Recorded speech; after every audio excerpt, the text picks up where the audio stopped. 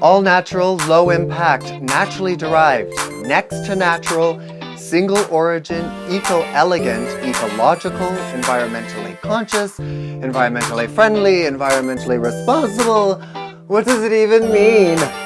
We're simplifying all of that today on Young Living. I'm Robert Young, and this is Young Living.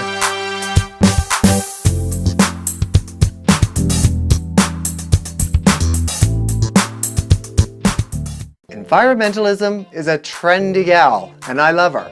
But with all the terminology that's out there, natural living can get confusing, intimidating, and frankly, worthy of screaming, "Screw it all!" The truth is, you probably already practice some levels of natural living.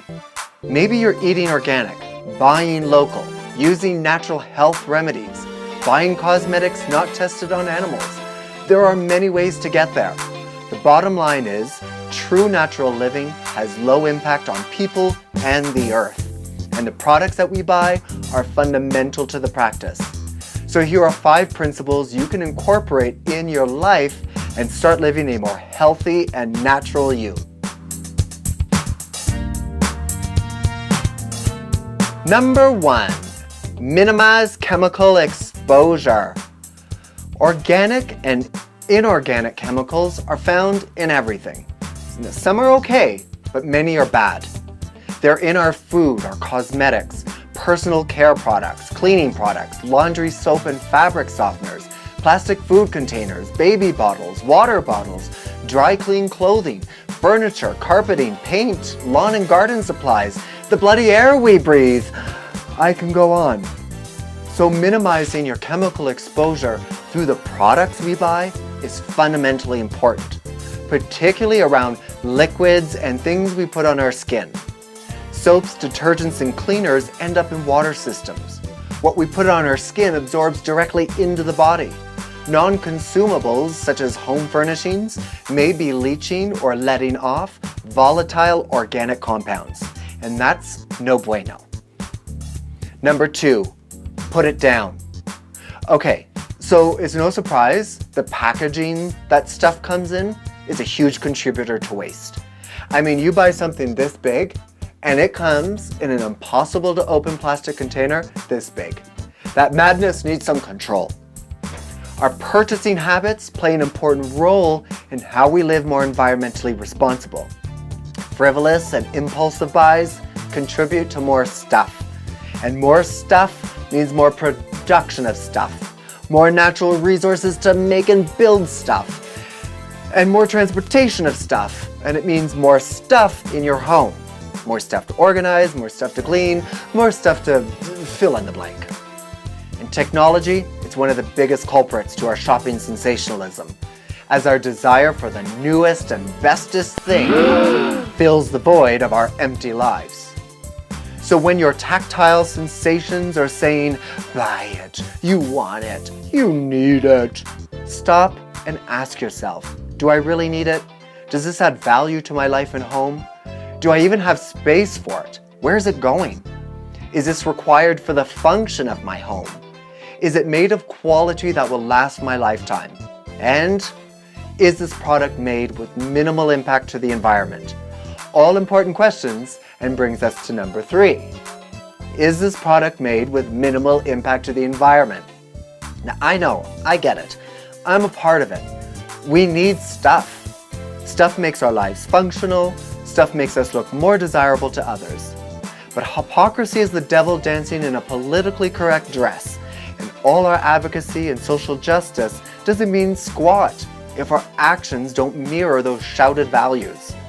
We are the change we want to see in the world, and we all want to save the environment, don't we? Everything produced and manufactured has some level of environmental impact. However, consider products made of renewable and biodegradable resources. There's many: bamboo, glass, ceramics, paper, just plant-based materials. And new technology are developing all kinds of natural biodegradable materials for us to use. Mushrooms to create a leather? Yeah, it's real. Google it.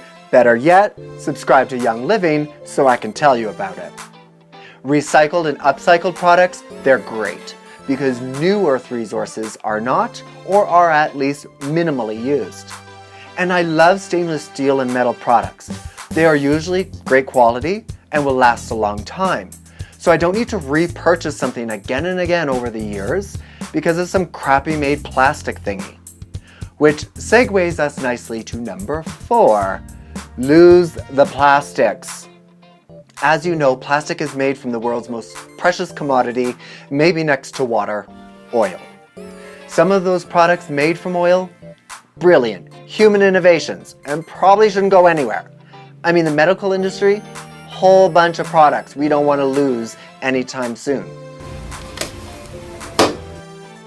However, the process and manufacturing of plastics is toxic, and the efficacy in recycling plastics is questionable.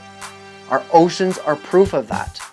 Avoiding plastics as much as possible, from declining plastic bags, obvi, to not purchasing that bottle of water, obvi, but also including plastic food containers, declining the use of plastic straws, and not buying that made in China plastic blah blah blah just for the sake of quitting a tantrum child.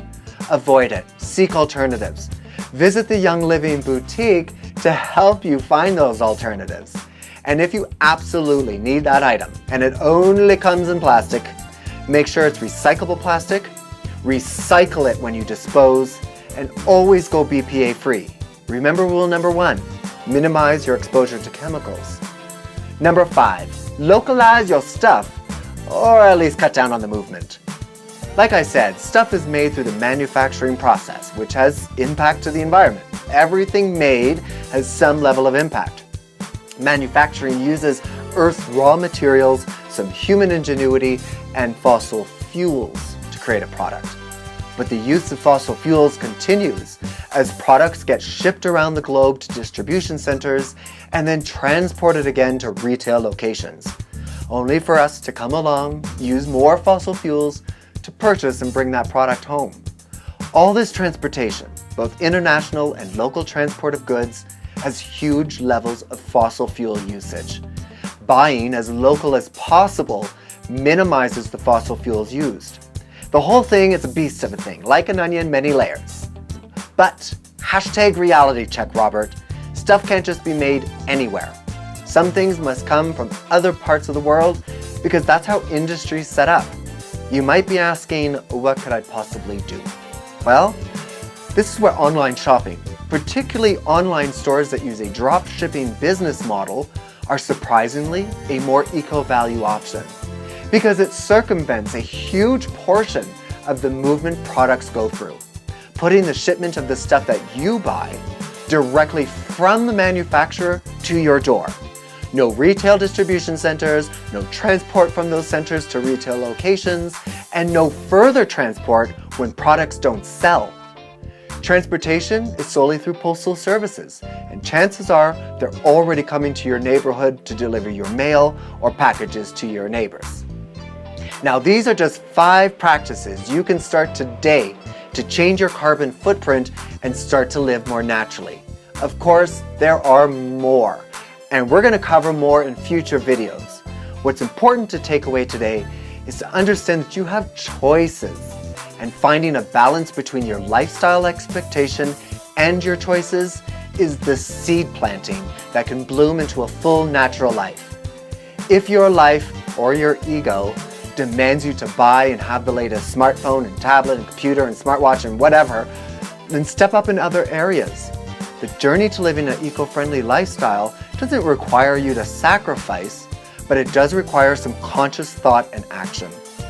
Start living the best you, start living the natural you, and just start living!